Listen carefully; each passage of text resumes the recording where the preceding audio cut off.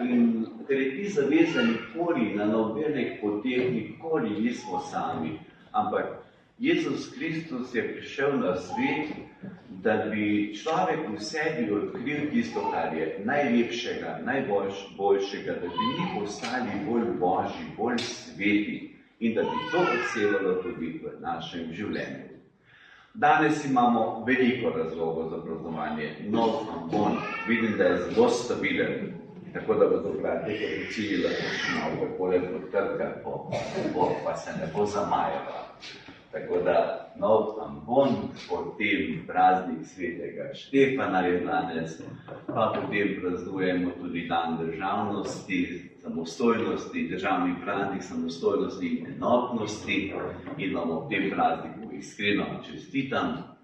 34 let nazaj je bilo, ko smo se na 4. adventno nedeljo odločili res tako složno, da želimo živeti v samostojni državi Republiki Sloveniji. Takrat se je zdelo, da je to skoraj nemogoče, ampak po božji previdnosti, božji milosti, ko nas je obsijala svetloba z neba, se je to zgodilo in bodimo hvaležni za našo državo.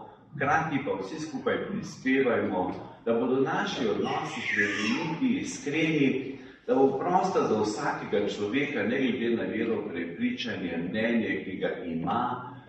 Pred Bogom ni delitve na vaše, naše, na ne vem kakšne barve. Pred Bogom je človek, ki je ustvarjen po božji podobi in vsakdo ima svoje dostojanstvo.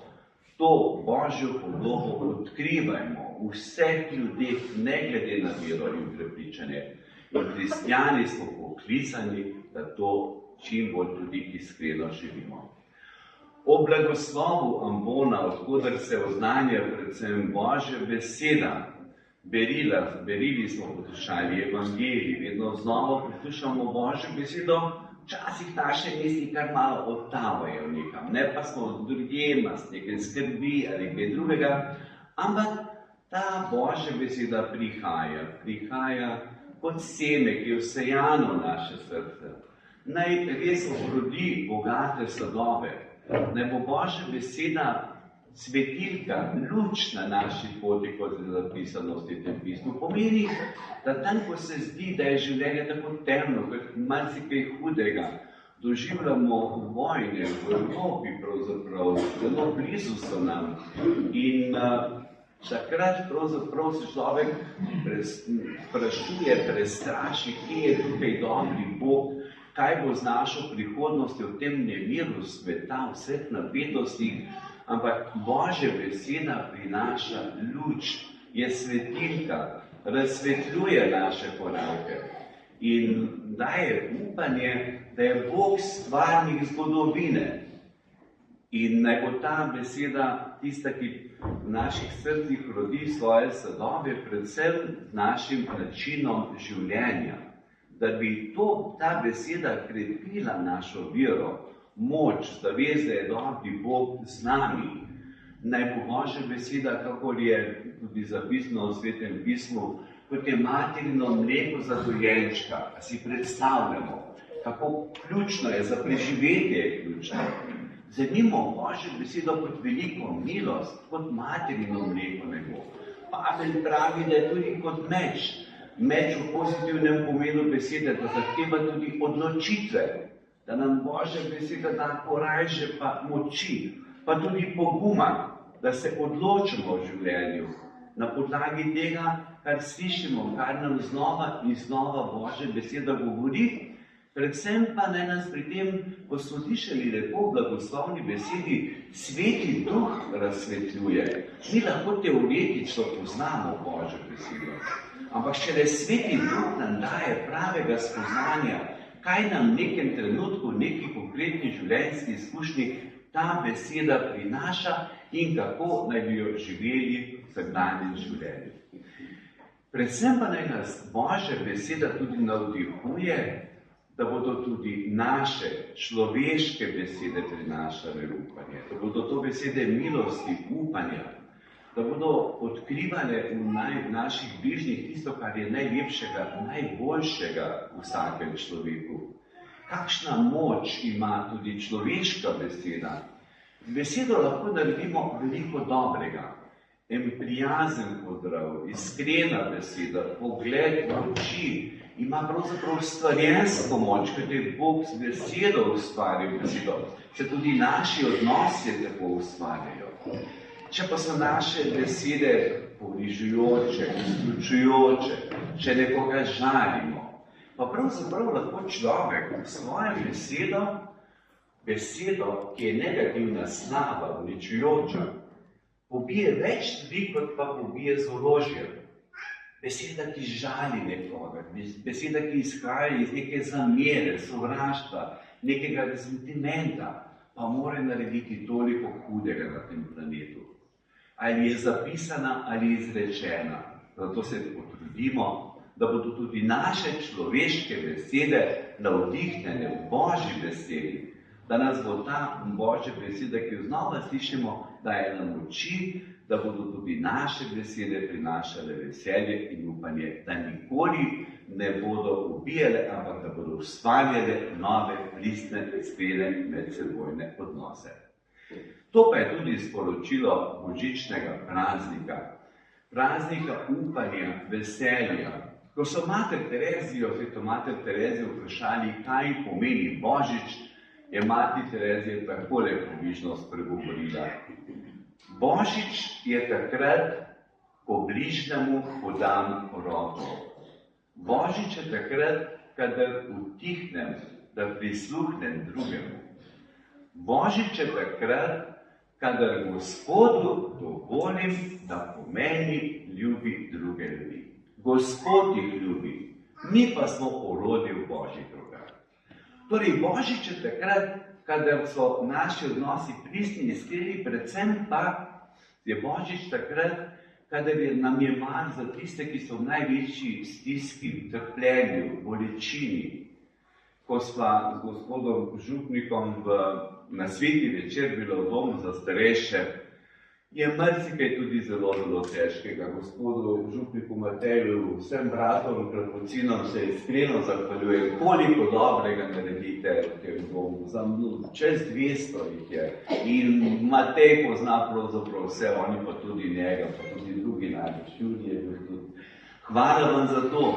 In kaj so te ljudje predvsem čutili? Bližino, nekomu je mar za človeka, ki je sam, v neki sobi, morda nima obiskov. Torej, ali pa potem sem bil po Štefani, ko sem bil v domu, pa v hospicu zvečer in se en gospod, ki je v parih tednih pravzaprav še vozil avto pred mesecem dni, zdaj je pa čaka, da ga gospod pokliče k sebi, morda ga je že skratka zelo, zelo huda bolezen. Pa smo se pogovarjali, pa sem je rekel, veste, nisem sam, imam angele varuhe, pa je pokazal na sestre, ki skrbijo za njega, pa prostovoljce, ki prihajajo. Angeli varuhi bodimo, to je Božič. Pa ne samo bolezni, bolečini, ki je morda na zunaj vidna, da so tudi druge preizkušnje, ki so manj vidne. Angeli varuhi bodimo v času in prostoru, ko se zdi, da je sodobni človek strašno osamljen, prepuščen sam sebi, zaprt v svoj internetni svet, ne ve kakšnih umetnih inteligenc, pa ga pustijo samega. Tesnobi, depresiji lahko, nima smisla upanja. Bodimo blizu človeku, človeška beseda, bližina, to, da nam je mar za nekoga, da smo v občestvu, to je tisto. Takrat se uresničuje Božič, kadar te besede skušamo tudi čim bolj živeti. Naj nam zato novorojeni odrešenik Jezus Kristus prinaša upanje, veselje. Sveti Štefan pa naj bo naš priporočnik in zgled, da bi znali tudi v vseh preizkušnjah in trpljenju, da bi imeli moč, da bi znali odpuščati, da bi se zavedali, kot je zapisal sveti papež Janez Pavel II, da če sprejemamo bolečino v Jezusu Kristusu, je ta bolečina odrešujoča bolečina. Malo bolj ponižni postajamo, krhki smo, nemočni, ampak Gospod nam daje moč, da bi bili njegove žive priče, Predvsem pa se nikoli ne dovolimo, da bi zapadli v neko zagrenjenost, zamedljivost, izključevanje drugega. Prosimo Gospoda, naj nam podeli milost, da bi v taki preizkušnji zrasti, znali odpuščati in se zahvaljevati za mnoge darove, ki nam jih ljubi Bog podarja. Sveti Štefan naj bo na tej poti naš priprošnjik in naš zgled, da bi bili tudi mi, kot je zapisano v Svetem pismu, polni Svetega Duha.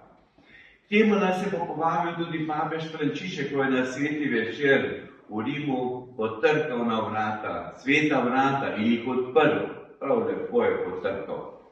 In kaj pomeni vrata? Jezus Kristus je vrata v nebesa, v zveličenje, v večnost.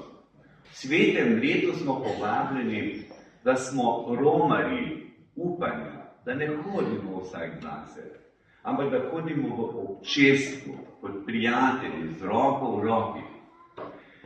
Francoski pesnik, dramatik je dal veliko pisal tudi o upanju, veri, ljubezni in potem je dal tudi tako lepo primer, ki mi je vedno znova simpatična, pa lepo pove, kaj pomeni upanje, ker bomo zdaj veliko razmišljali o upanju, pa se mi zdi včasih morda tudi malo abstraktno v zraku, kaj je resnično upanje.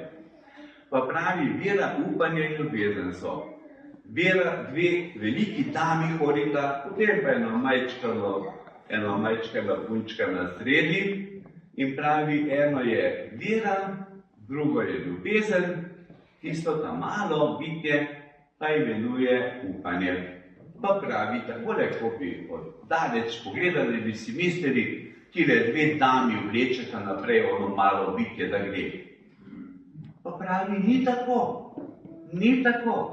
Ono ta malo, tista punčka pravi, upanje, vleče naprej tudi vero in ljubezen, da gresta, da vztrajata. Tega otroka odkrivajmo v sebi, to pričakovanje, to deklico, upanje, ki nas vleče naprej, poganja naprej, da se veselimo življenja, da smo hvaležni, veliko presenečenja v našem življenju, Bog nas pričakuje. Vsak dan je pravzaprav Božji blagoslov in dar.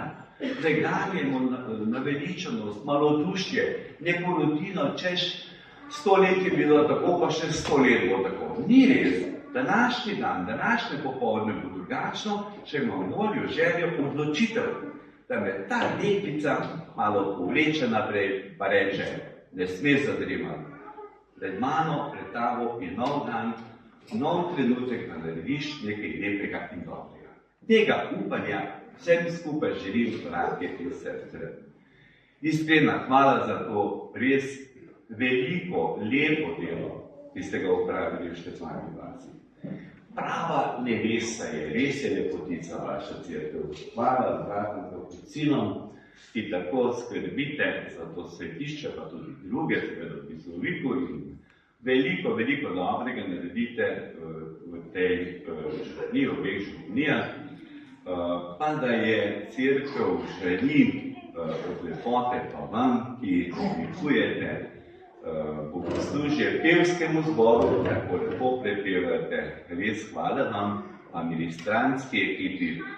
In želim, da bi še naprej tako držali skupaj. Se mi zdi, da sem v Štefanovi vasi, bimo že skoraj kot doma. On že skoraj postal pridružen član kapucinov. Matej se nekaj smeje, če moral bi še spet narediti po mojem. Hvala vam res za to vaše pričevanje. Želim, da bo nas res veselja, borajža, prejkjanemo vsako jambranje in naj zažari luč Božiča v naših srcih. Sveti Štefan, diakon, učenec, pa naj bo naš pripročnik, da bi tudi mi bili polni Svetega Duha. Amen.